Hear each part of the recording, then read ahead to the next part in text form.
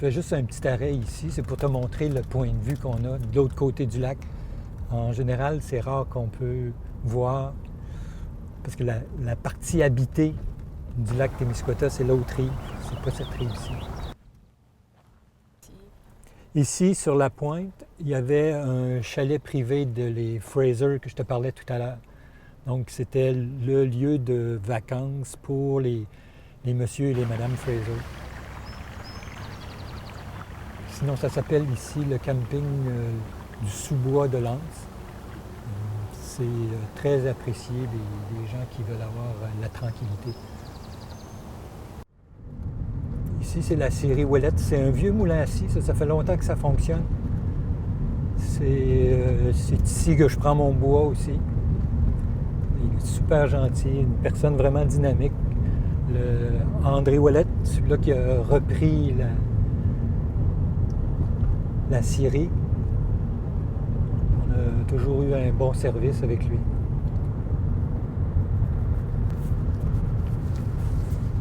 On est à Saint-Just-du-Lac. Ici, ça a été colonisé en majorité par des gens qui venaient de Notre-Dame-du-Lac. Donc, dans les prochains villages qu'on va avoir, on appelle ça le JAL.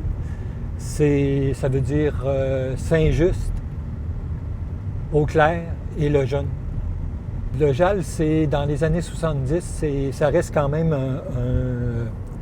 un symbole important de résistance. Ce village ici, il devait être fermé. La même chose qu'à Eau-Claire, l'eau renversée et Le Jeune. Le gouvernement avait fait des études à la fin des années 60, début des années 70, puis il y avait eu comme conclusion de ces études-là qu'on devait fermer ces villages-là. Ça coûtait trop cher au gouvernement, puis le monde, il n'y avait rien à faire là. Fait que les gens se sont comme pris en main, ils se sont révoltés, on peut appeler ça comme on voulait. Mais il y a eu une réaction et il y a eu une foule de réflexions qui a été faite sur l'occupation du territoire, qu'est-ce qu'on pouvait faire, comment on pouvait. Les gens se sont impliqués dans le développement ou de l'organisation de leur milieu. C'est comme ça qu'est né le JAL, c'est-à-dire la réunion de ces 3 villages-là. Il y a eu beaucoup des rencontres, des occasions d'échanges.